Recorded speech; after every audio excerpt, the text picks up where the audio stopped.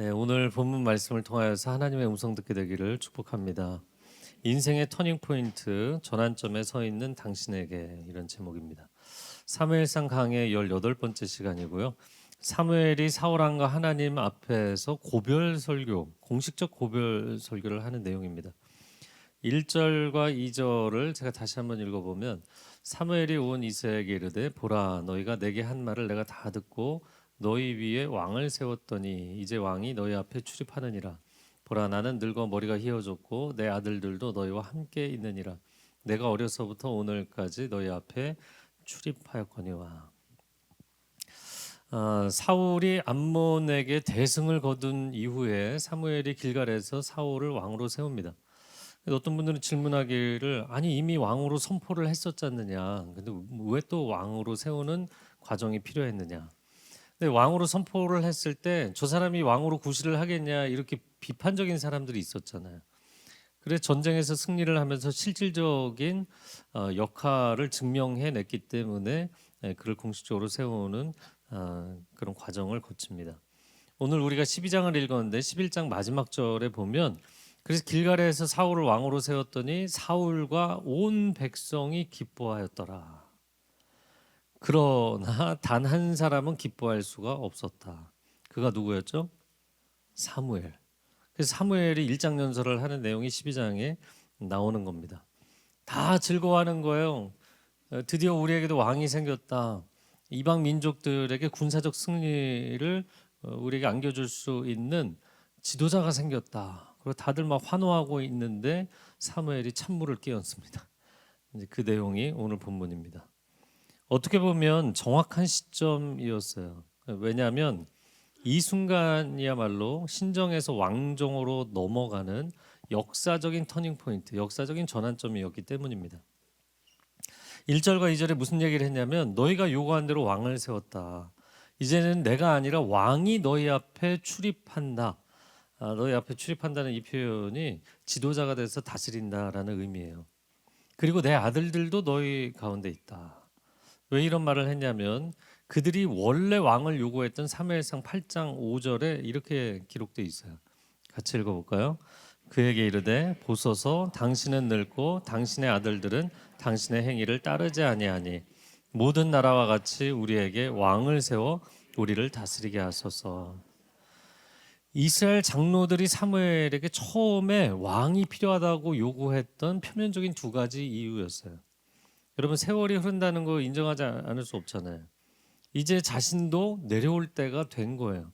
나이가 들었다고요. 하지만 그의 아들들의 비행은 사무엘에게는 가장 뼈아픈 것이었어요. 왜냐하면 왕을 요구하는 이스라엘 백성들에게 있어서 좋은 구실거리가 되어 주었기 때문입니다. 하지만 그들이 왕을 요구했던 근본적인 이유는 사실 물밑에 깔려 있었어요. 자, 이어지는 3절과 4절 같이 읽어볼까요? 내가 여기 있나니 여호와 앞과 그의 기름 부음을 받은 자 앞에 내게 대하여 증언하라. 내가 누구의 소를 빼앗았느냐, 누구의 나귀를 빼앗았느냐, 누구를 속였느냐, 누구를 압제하였느냐, 내 눈을 흐리게 하는 뇌물을 누구의 손에서 받았느냐. 그리하였으면 내가 그것을 너희에게 갚으리라 하니, 그들이 이르되 당신이 우리를 속이지 아니하였고 압제하지 아니하였고 누구의 손에서든지 아무것도 빼앗은 것이 없나이다 하니라. 여기 여호와 앞과 그의 기름 부음을 받은 왕 앞에서 내게 대하여 증언하라. 사무엘이 이 평생을 하나님의 사람으로 백성들을 다스리며 섬겼잖아요. 그런데 여호와 앞과 백성들 앞에서 일종의 법정에서 자신을 피고인으로 세우면서 백성들에게 내가 뭐 문제가 있었으면 고소고발해봐라, 이렇게 굉장히 공격적으로 이야기를 한 거예요. 내가 어려서부터 오늘까지 여러분을 다스렸는데 내가 누구의 재산을 탈취하거나 아니면 권력을 남용하거나 뇌물을 수수한 혐의가 있느냐, 내 과거에 오점이 있었느냐, 내 평생에 과실이 있었느냐, 그런 거예요. 늘 하나님 앞에서 옷깃을 여미며 살았던 사무엘 입장에서는 저들이 자신의 때에 신정을 포기하고 왕정을 선택했다는 것이 너무나 못마땅했어요. 여러분, 이스라엘에 수많은 사사들이 있었잖아요. 사사기를 보면 몇 명의 사사가 등장하죠? 제 얼굴에 써 있나요? 몇 명이죠? 근데 딱 12명. 완전수로 12명을 소개합니다. 그래서 꼭 12명이 아니었을 가능성이 있죠. 훨씬 더 있을 수 있어요. 왜냐면 사무엘도 사사에 포함이 되거든요. 그래서 12 플러스 알파인데, 자, 그 수많은 사사들 중에서 사무엘은 단연 돋보이는 훌륭하고 모범적인 사사였습니다. 그도 그럴 것이 정말 하나님 앞에, 사람들 앞에 한 점 부끄러움이 없는 평생을 살았던 사람이에요. 그러니까 백성들도 내가 뭐 잘못한 게 있냐 그러니까 아무것도 없습니다. 결백합니다. 피고인과 원고인의 증언이 일치하잖아요. 이게 법정 공방을 할 필요가 없는 상황이었어요. 근데 제가 이 사무엘의 대사를 보면서 조금은 감정이입이 되더라고요. 비슷한 상황이잖아요. 사람들을 이끌어간다는 측면에서. 근데 또 한편으로는 사무엘이 이렇게까지 개인 감정을 개입시킬 문제였나, 이런 생각이 들어요.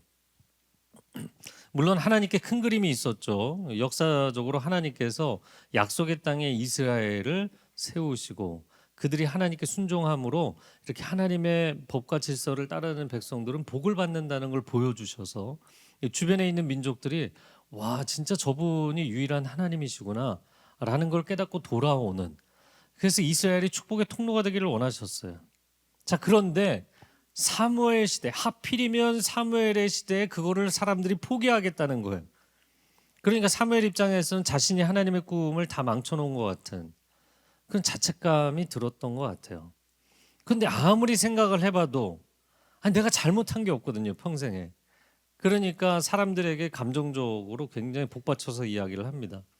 이런 비슷한 상황에 있던 사람들 있는데, 여러분 세례 요한도 신구약 중간기 400년 영적 암흑기에 혜성같이 등장한 인물입니다.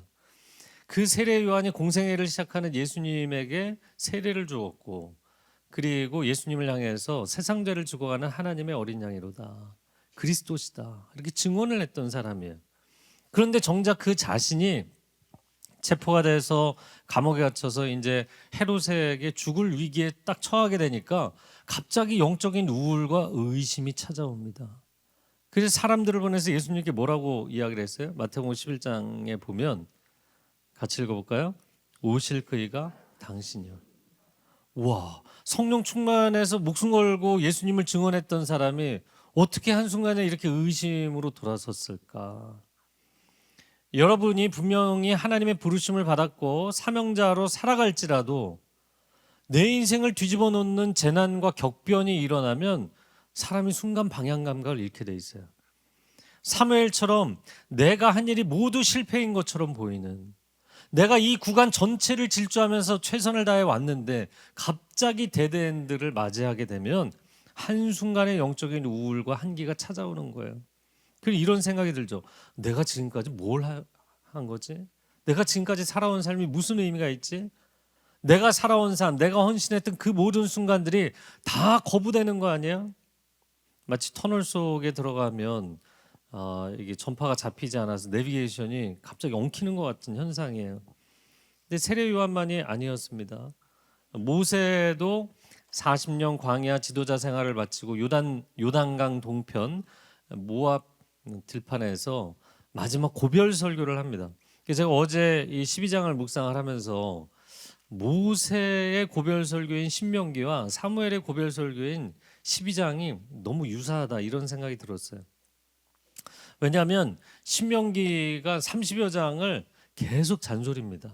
들어가서 잘해라, 들어가서 잘해라, 너 쉽지 않을 거다, 만만치 않을 거다, 계속 그 얘기하느라고 한 달 내내 설교하셨어요. 놀라운 노익장입니다. 노익장. 연세가 120세인데 한 달 내내 설교한 걸 30여 장으로 기록한 거예요. 12장, 사무엘상 12장도 사무엘이 나는 이제 지도자의 자리에서 내려왔으니까 여러분 잘하셔야 됩니다. 잘하셔야 됩니다. 이 잔소리하는 거예요. 또 한 가지 비슷한 것은 사무엘이 개인 감정이 개입되잖아요. 근데 모세도 신명기 1장에 개인적인 감정을 표현합니다. 신명기 1장 37절 같이 읽어볼까요? 여호와께서 내게 놓친 노하사 이르시되 너도 그리로 들어가지 못하리라. 너희 때문에 내가 약속의 땅에 못 들어가는 거다, 이렇게 얘기해요.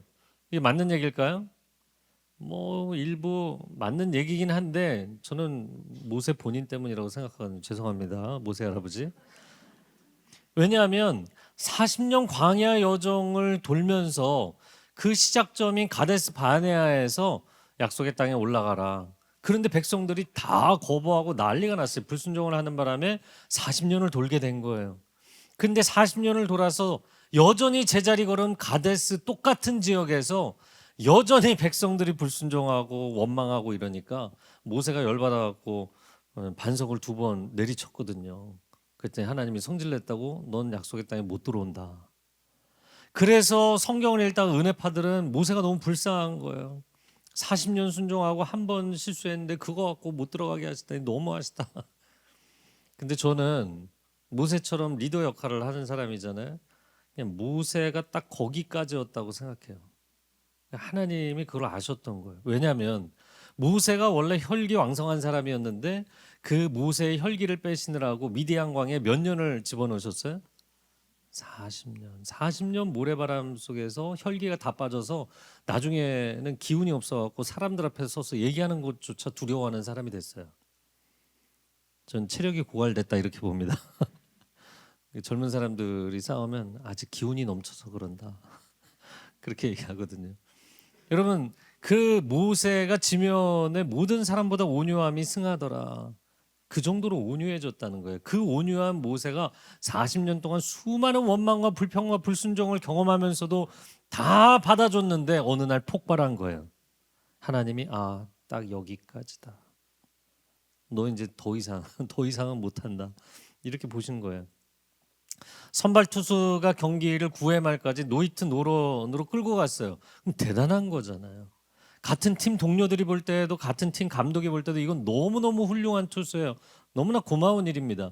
그러나 9회 말에 다시 마지막 이닝에 마운드에 섰는데 갑자기 흔들리잖아요. 감독이 주저함 없이 올라옵니다. 그런데 그 순간에 선발 투수의 얼굴에는 아쉬움과 서운함이 서리게 되는 거예요. 하지만 감독의 투수 교체 타이밍을 신뢰해야 되는 거죠. 제가 지금 스포츠 중계를 하나요? 그리고 그 순간 나를 교체하다니 이걸 너무 감정적으로 받아들일 필요가 없어요. 왜?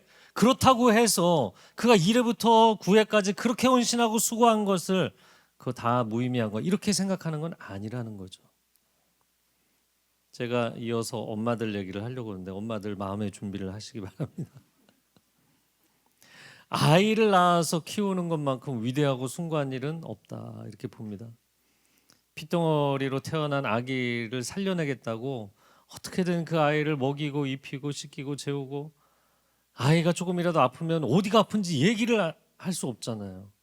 그러니까 이제 노심초사 걱정해서 밤을 새면서 아이를 돌보고 여차하면 둘러엎고 병원으로 달리는 거잖아요. 너 열심히 살아야 된다. 성실하게 공부해서 쓰임받는 인생이 돼야 된다. 근데 옆에서 남편은 초치는 소리를 하거든요. 그냥 놔둬. 알아서 클 거야. 뭐 이렇게 얘기하죠. 근데 엄마는 그게 안 되거든요. 얘야 지금 뭘 해야 되고 뭘 해야 되고 이건 하면 안 되고. 근데 어느 날 그 아이가 둥지를 떠나요 안 떠나요?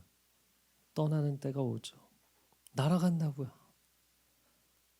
그렇게 아이가 둥지를 떠나게 되면 엄마는 빈 둥지 증후군에 빠지는 거예요. empty nest 신드롬에 빠지는 겁니다. 제가 여기까지 설교문을 어제 써놓고 옛날 생각이 났어요. 요즘 자꾸 옛날 생각이 나는 거 보니까 나이가 들었어요. 제가 밴쿠버에서 그 이민교회를 살려내겠다고 정말 목숨 걸고 열심히 목회 사역을 했거든요.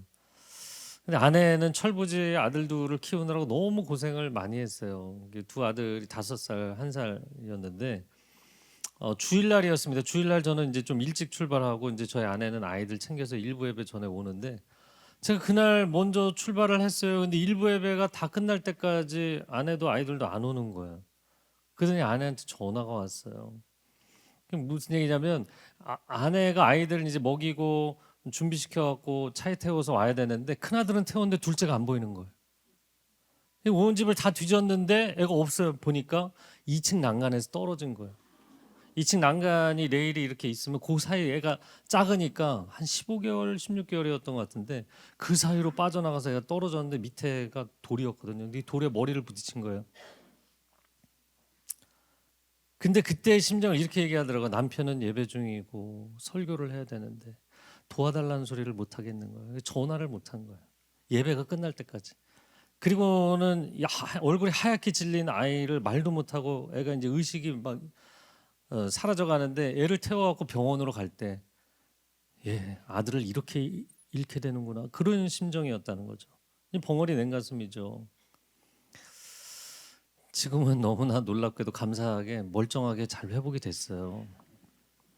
근데 그렇게 키운 자식들이 내 부모가 나를 위해서 뭘 얼마나 가슴 졸이며 희생했는지 기억합니까? 어느 날 둥지를 떠난다고요.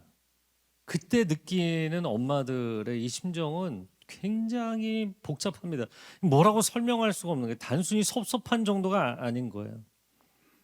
그래서 이 땅의 어머니들에게 이 기회를 빌어서 진심으로 감사하다는 말씀을 드리면서 그래도 잔소리를 더불어 드리면 아이를 키우실 때 여러분 사랑하는 것 중요하지만 너무 집착하지는 마세요. 남편이 자꾸 초치는 소리 하는 것 같잖아요. 그런데 필요해요. 왜?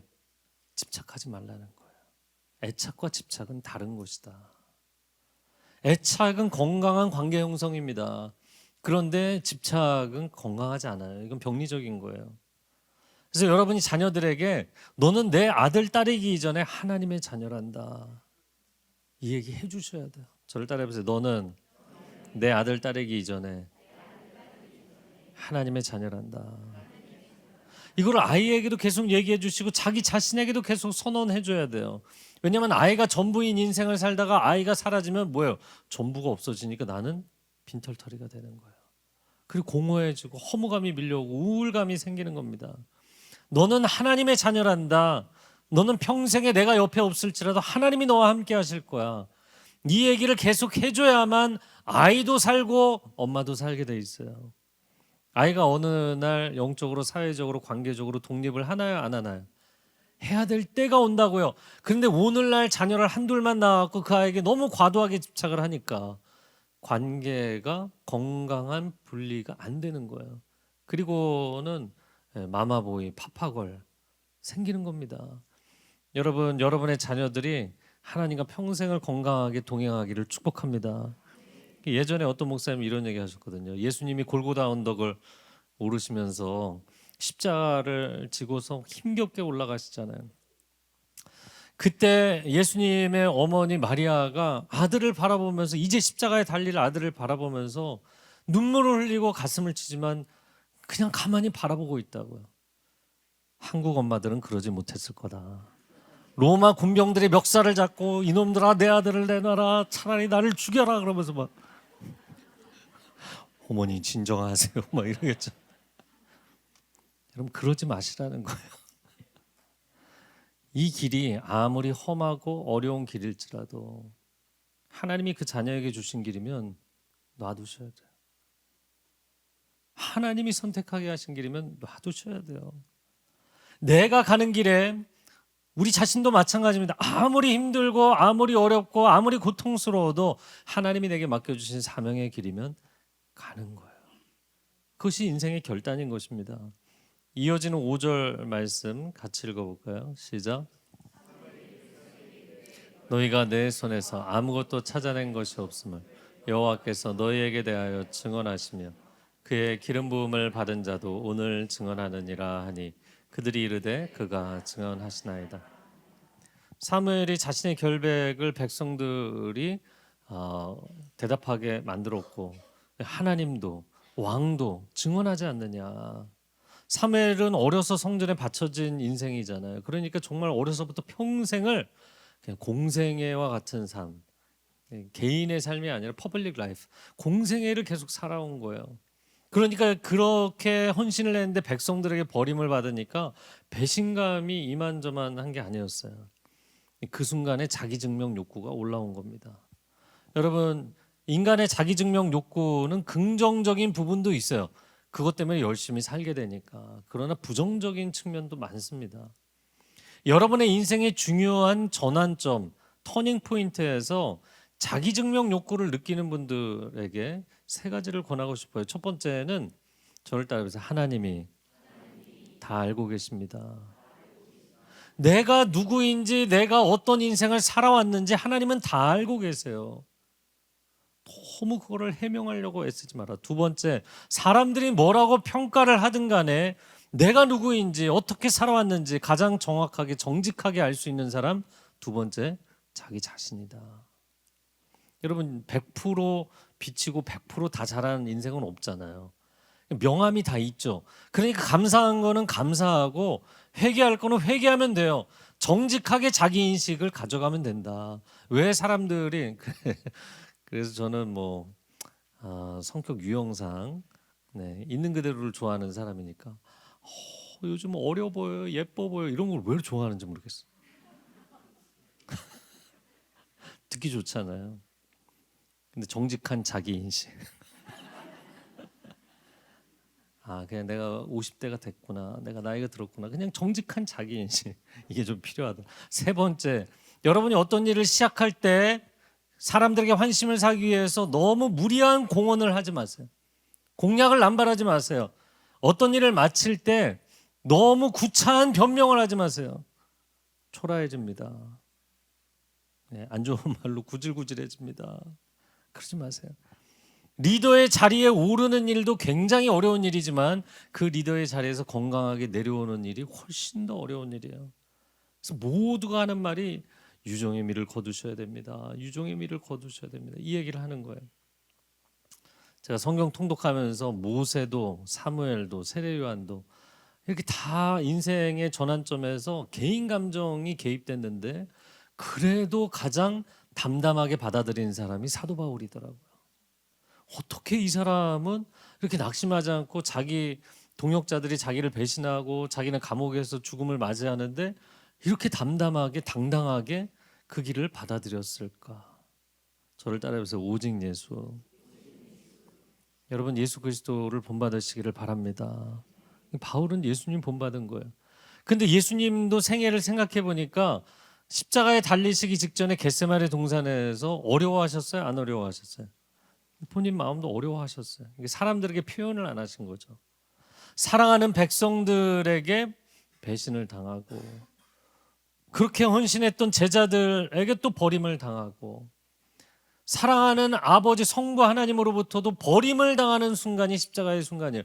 왜냐하면 아버지께서 그 아들이 외치는데 그래 아들 내가 건져줄게 그럼 우리를 포기하셔야 되잖아요. 우리를 건지시기 위해서 아들을 포기하신 자리가 십자가이거든요. 그러니까 그 십자가를 앞두고 너무나 내면적으로 감정적으로 예수님도 힘드셨어요. 하지만 어떻게 기도하셨는가? 마태복음 26장 39절을 같이 읽어볼까요? 나의 원대로 마시옵고 아버지의 원대로 하옵소서. 그리고는 사명을 받아들이신 거예요. 여러분의 인생의 터닝 포인트가 왔을 때 이 고백을 할 수 있기를 바랍니다. 나의 원대로 마시옵고 아버지의 원대로 하옵소서. 여러분 인생의 전환점, 인생의 터닝 포인트를 맞이하신 분들 그거 받아들이시면 좋겠어요. 내가 그만 이 자리에서 내려오게 된 것이 주변 사람들 때문인가? 아니면 악재가 겹쳐서인가? 내 헌신과 희생이 그동안 이렇게 오랫동안 노력했는데 이게 다 거부되는 것인가? 억울하고 섭섭하고 화가 나고 못 참을 수 있겠죠. 그러나 무슨 이유에서 내려오게 되든 이해가 되지 않을지라도 하나님이 그것을 허용하셨다면 받아들이세요. 제일 중요한 거는 어찌됐든 간에 하나님이 허용하셨다 그럼 받아들이세요. 하나님의 섭리의 차원이죠. 제가 솔로몬의 인생을 생각해 보니까 솔로몬은 최고의 지혜자였잖아요. 그런 최고의 지혜자도 유종의 미를 거두기 힘들어했어요. 끝이 안 좋았다고요.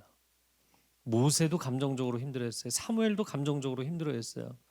그래서 우리가 인생의 중요한 터닝 포인트 앞에서 나의 원대로 마시옵고 아버지의 원대로 하옵소서. 딱 이 한 가지 고백이 있으면 받아들일 수 있는 거예요. 제가 성지순례 다녀오고 계속 일정을 달렸더니 지난주 내내 사실 얼굴이 뒤집어진다고 표현하죠. 얼굴이 완전히 뒤집어져서 피부가 난리도 아니었거든요. 오늘 하나님의 은혜입니다. 근데 제가 이제 거울을 보면서 제 얼굴이 왜 이 지경이 됐지? 이걸 묵상의 은사가 있으니까 이 묵상을 좀 하다 보니까 우울해지겠더라고요. 그냥 세월이 가고 있다. 그냥 이거 빨리 인정해야겠다. 제가 어제 단골 미용실에 가서 미용사 선생님에게 제가 과로를 해서 이번 주에 얼굴 피부가 완전히 안 좋아졌습니다. 그랬더니 이분이 깜짝 놀라시면서 누구하고 드셨어요? 그러는 거예요. 그래서 제가 순간 제 귀를 의심해서 제가 과음을 한 게 아니라 과로를 해서 그렇게 됐다는 겁니다. 제가 목사라는 걸 알거든요. 그러니까 이분이 놀라셔갖고 누구랑 그렇게 술을 드셨냐고. 아니라고. 그래서 제가 이제 머리를 감고 나오면서 인터넷에 검색을 해보니까 술 마셔서 얼굴이 뒤집어진 사람들이 굉장히 많더라고요. 그래서 나는 주님 일 하다가 그랬으니까 주님 내 얼굴도 드렸습니다. 이러고서 나왔어요. 이번에 목회사관학교를 하면서 설교론 강의를 했는데 여러 가지 얘기를 했지만 삶의 메시지가 가장 강력한 메시지입니다. 아무리 미사역으로 설득력 있게 설교를 해도 결국에는 그 설교를 하고 나면 너는 그렇게 살고 있니? 하나님 점검하세요. 사탄도 너 그렇게 살 수 있어? 공격합니다.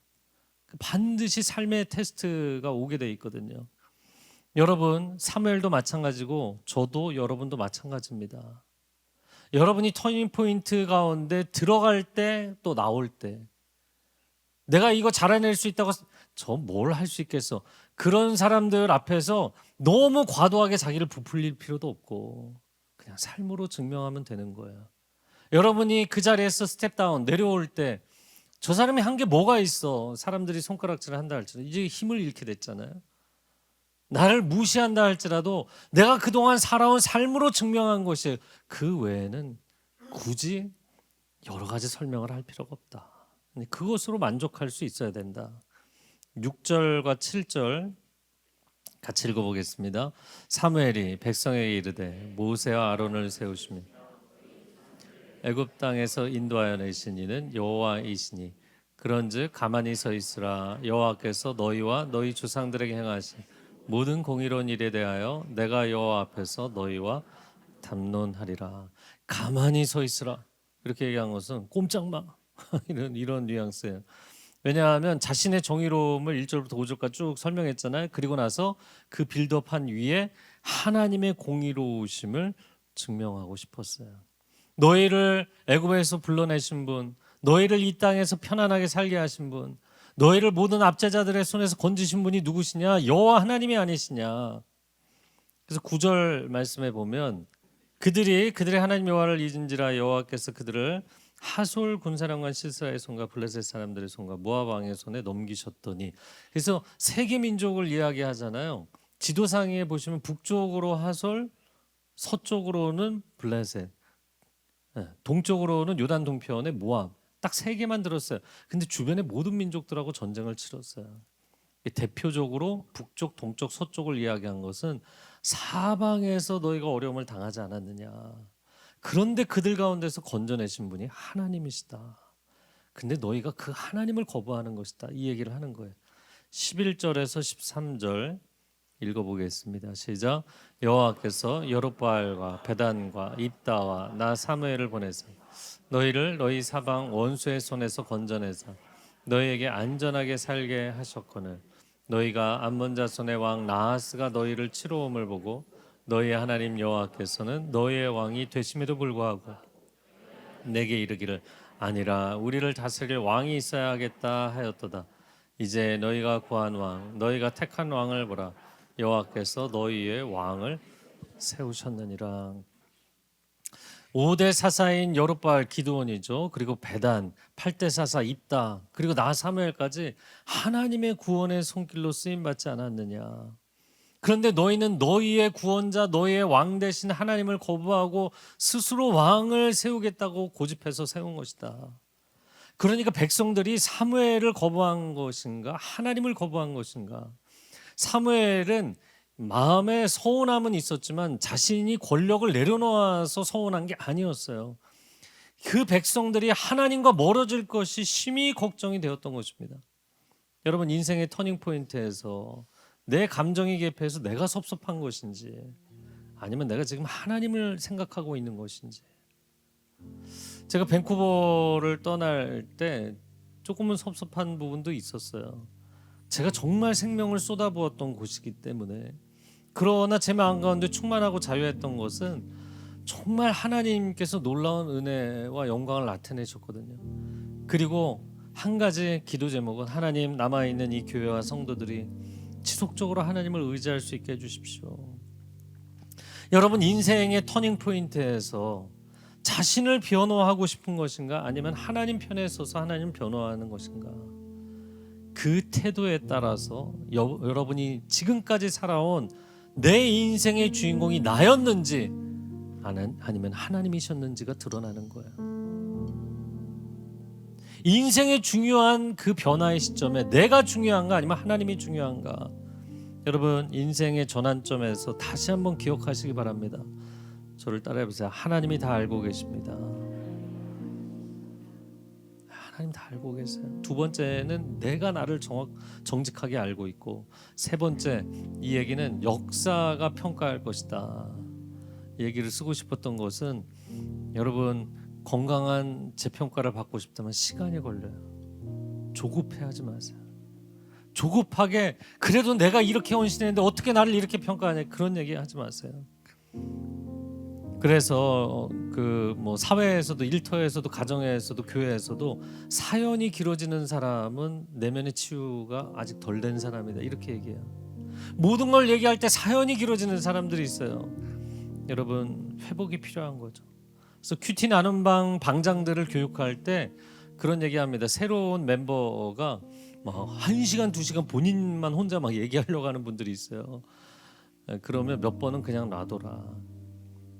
그런데 이게 습관적으로 계속 그러한다면 문제가 있겠지만, 몇 번 그렇게 쏟아놓고 회복과 치유가 일어나면 구구절절히 사연 얘기하지 않아도 내가 하나님을 알고 하나님이 나를 아시니 그곳으로 그냥 평안할 수 있는 포인트가 오게 돼 있어요. 할렐루야. 여러분, 사무엘이 자신을 변호하기보다 주님 편에 서서 주님이 걱정하시는 내용을 이야기하잖아요. 그러니까 사무엘은 개인 감정을 이야기하기는 했지만 하나님 중심이 명확하죠. 그럼 백성들은 어떤가? 겉으로는 암몬이 저렇게 위협을 해오니까 우리에게는 왕이 필요할 수밖에 없는 상황이었다. 굉장히 애국심과 구국의 열의로 보이잖아요. 근데 그거는 표면적인 이유이고요, 심층적인 이유가 있었죠. 그것은 하나님보다 세상 것을 의지하는, 하나님보다 세상 것을 더 강력하게 갈망하는 그 마음이 근본 이유였어요. 그래서 이런 거죠. 이거 아니면 우린 안 된다. 왕 제도가 아니면 안 된다. 왕이 있어야만 한다. 여러분, 그런 것이 세상에 있는가? 하나님, 제게 건강을 주세요. 제게 물질을 주세요. 제 자녀가 성공할 수 있게 해주세요. 행복한 결혼 생활 할 수 있게 해주세요. 우리가 하나님 앞에 간절히 원하는 거 많잖아요. 인생의 근간이라고 생각하는 거 많잖아요. 근데 이거 아니면 안 됩니다. 인생을 살아보세요. 이거 아니면 안 된다가 있는가? 아니요, 하나님이 아니시면 안 됩니다. 이 고백으로 사는 거예요. 그래서 제가 솔로몬 얘기도 중간에 했는데요. 여러분, 솔로몬이 인생에 큰 두 번의 터닝 포인트가 있었죠. 왕이 될 때, 그리고 왕위를 내려놓을 때. 왕이 될 때 서열이, 그가 왕이 될 수 있는 서열이 아니었는데 왕이 된 거예요. 하나님의 섭리로. 그때 그가 정말 마음에 겸비하면서, 저는 아무것도 필요 없습니다. 하나님이 제게 지혜만 주신다면, 하나님만 제게 지혜의 근원이 되어주신다면 저는 다 괜찮습니다. 그랬더니 하나님 모든 것을 주셨잖아요. 부귀와 영화와 명예와 권력과 모든 것을 그에게 주셨어요. 그런데 그가 인생이 끝나가고 이제 왕위를 내려놓게 될 때 하나님께서, 너 그거 내려놔라.